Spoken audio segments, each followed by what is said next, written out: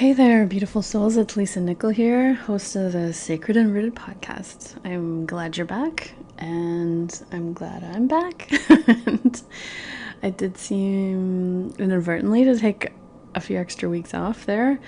And so it got me thinking about what I would like to do for the summer and how I could put stuff out to you on the podcast and still feel in my joy, in my pleasure, to make it feel light and easy and summery. And so this is what I've come up with. It's called the happiness habit. And so every few days, probably twice a week, maybe 3 times a week, we'll see how it goes. I'll release a podcast episode. It'll be a bit shorter than maybe my typical ones. But basically, it's a little bit of a series where each episode will have, an inspirational quote. And then I'll just kind of riff on it and just, hopefully inspire you, hopefully, create some enthusiasm around simple ways that you can just kind of like start getting some more satisfaction, getting some more happiness, finding some more joy in your life right now. And the summer seems kind of like the perfect time for that, if you ask me. So I hope you like it. Definitely in the fall, we'll go back to sort of a more typical podcast episode sort of setup. But I just didn't want to feel a bit, bogged down with a longer episode. I did still want to send out podcasts because I'm really enjoying it. And so this was just sort of a happy medium. And I thought it'd be kind of fun because it'll be a bit of a series for a couple months, the next 2 months. And then if you want, you can share it with friends. You can, if you don't come in and listen to it every time there's a new episode, you can listen to them all in one go if you want, because they will be a bit shorter, or a few goes, whatever works for you. And it's like a giant, how can I improve my life a little bit right now? And so you can just pick whatever episode you want and get a little snapshot of something that you can try and see how it goes in your life. So for today's episode, I guess number 1 on the happiness habit series, but episode I'm not even sure on the whole podcast. I'm not actually sure what it's up to. Probably, I think we're up to 20 or so. So that's actually quite good. Anyway, so this quote that we're going to discuss today is from the Course in Miracles, and if you haven't ever heard of the Course in Miracles, it's as cool as it sounds, if you ask me. It's basically a giant exercise in mindset, and so moving your mindset from a fear-based mentality to a love-based mindset. There's a lesson every day, so there's 365 lessons, and maybe when you start in on it, it might seem a little bit like off the wall potentially, but just go with it, and go with it. And as you get into it more and more, maybe you'll see the wisdom in it. Maybe you won't. Who knows? It's not for everyone, I'm sure. But it really is a thorough, robust, increment by increment, since it's every day, way of repositioning your mind to just one more of love than one of fear. And so today's quote is from that book, and it goes like this. Everything is either love or a call to love. So everything, every situation, every person, every encounter, everything is either love or a call to love. And so you'll notice that there's not a third option that says, is a judgment against my worth, my value, my, appreciating everything I do. There's nothing else. It's just, it's either a love or a call to love. And so let me just give you a couple of examples to inspire you in ways that you can move this into your life and really inhabit it and embody it.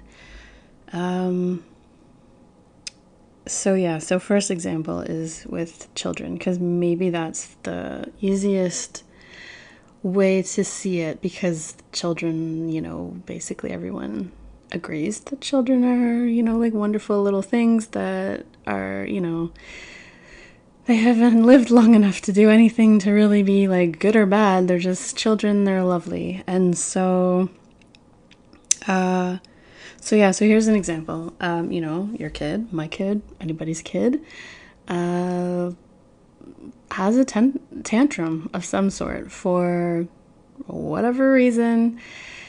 And you have, in that situation, you can remind yourself of this quote from the Course in Miracles: everything is either a love or a call to love. It is either love, the embodiment of love, or a call to love. And so having a tantrum, seeing somebody having a tantrum is, a tantrum you could say is not love. But it certainly is a call to love. And so then you have the choice to either decide to, switch onto your, probably the first thing you're thinking of is like, holy smokes, what is, we're sitting here in this nice restaurant, or we're on the beach, or wherever we are. They should be having fun. What the heck is their problem? This is so, not the right time, not the right place. And you could sit there and respond in anger, hatred, fear, hopefully not hatred. But, just annoyance, just like, come on, shut it and let's go. Get on with yourself, get yourself together and whatever. But when we have the option, and when we're living in the reality of everything is love, or it is a call to love, then that sort of gets a lot of the other options off the table, right?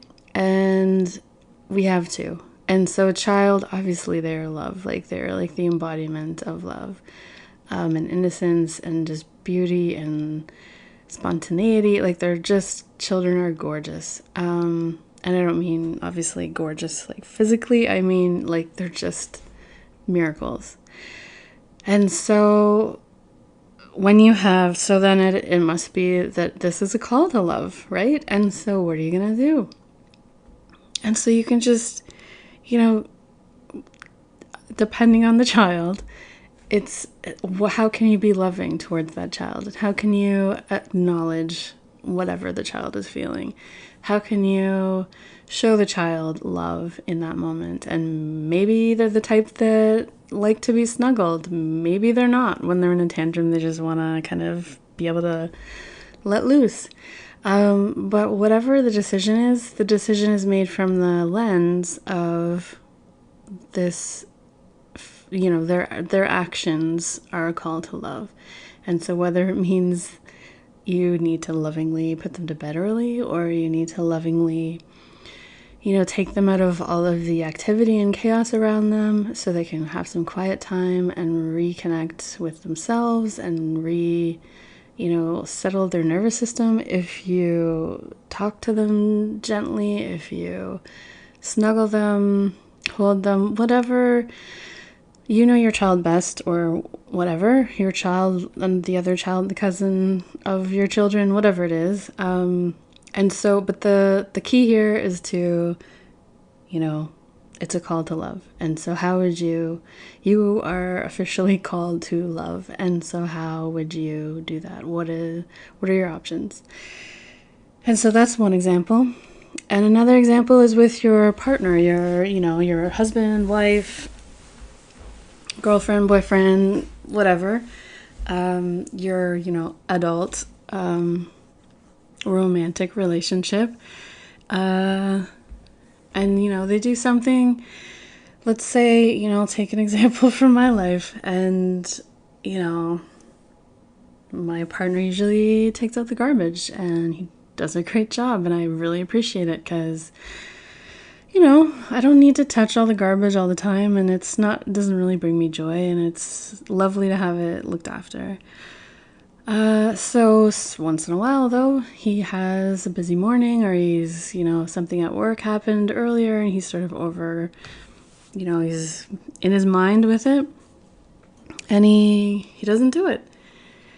And so I could sit there and think to myself, well, what the hell is he mad about? Why would he do that to me? Why would he be shirking his responsibilities? Why, man, he's like, just basically start this whole story in my head about how he could possibly be, doing this despite me doing this to whatever. And once again, the Course in Miracles quote, everything is either love or a call to love. And so I think you could argue that not taking out the trash is probably not love.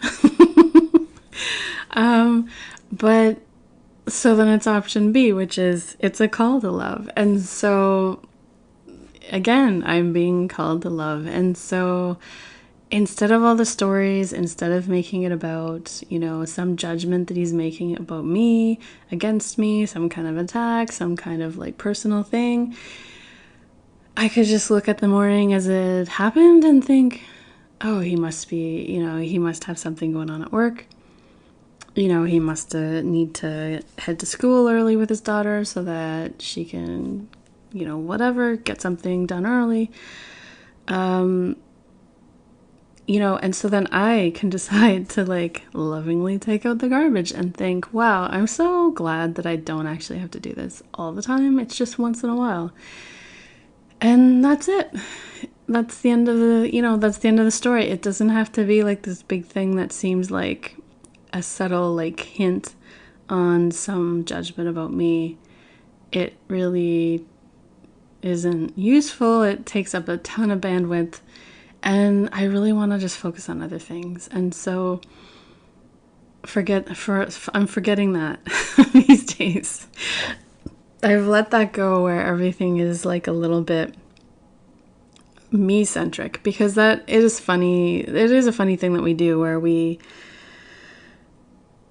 like anything that happens to us, it somehow is a statement, a judgment, an attack on us as like human beings. We don't naturally tend to the idea or lean towards the idea that it probably had nothing to do with us, and it probably has way more to do with something that the other person is experiencing in their lives. And so if we just run our lives with that as a basic like motto, then we could save ourselves a lot of time and headache and all that. And another way of saying that is to just be generous with your assumptions of people. And so instead of taking the shittiest assumption level where it would be like, well, he must just be so lazy, he must have, maybe he was mad about something the other day and this was just like another little tit for tat kind of thing.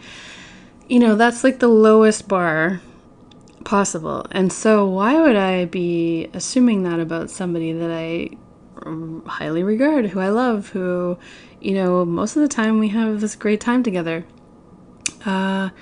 And so similarly, like, be generous with your assumptions with people. And so if something happens and you're sitting there like, what? Why would they do that? Think a generous reason why they might do that. Like, oh, they're probably, something must have happened at work where they're very, engrossed in it because it's important. And so they like totally forgot about the garbage, or they, it could be anything. And it could just be like, there could be millions of reasons and most of them are not about you. And so to take that to heart and to really take that in and to catch yourself if you do start going down the rabbit hole of like, this must be this reason, da da da da. And come back to this Course in Miracles thing where it says everything is either love or a call to love. And so, you know, you can even just take something that happens to you as like, this is what happened. This is the facts. Don't put any story, attachments, or meaning to it. Just like, this is what it is. And then think to yourself, this is either love or a call to love. And so it's a call to love. So how do you respond? Regardless of what may or may not be going on in the other person's head, your response to everything that happens to you is your responsibility and your choice. And so I hope you decide as often as possible, because nobody's perfect and we all get sort of hung up on things, and you know, and then we can always apologize later and try again, because we've, you know, that's what our life is for, is like this journey of embodying love more and more deeply. And so I hope that this, you know, one way to more happiness is to definitely not spend any time on the stories and the meaning and creating, you know, just an overwrought, like stressed out just thing in your head that really has no basis in fact at all. And so, and then to turn it to, you know, is this love or is this a call to love? And so then it just puts the onus back on you, and you have choices, and that is like you're in your personal power again.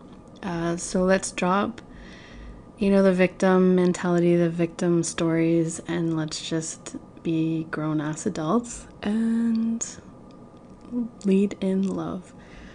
All right, so I hope you enjoyed this episode, this happiness habit episode for the summer, and I will catch you next time. Take care.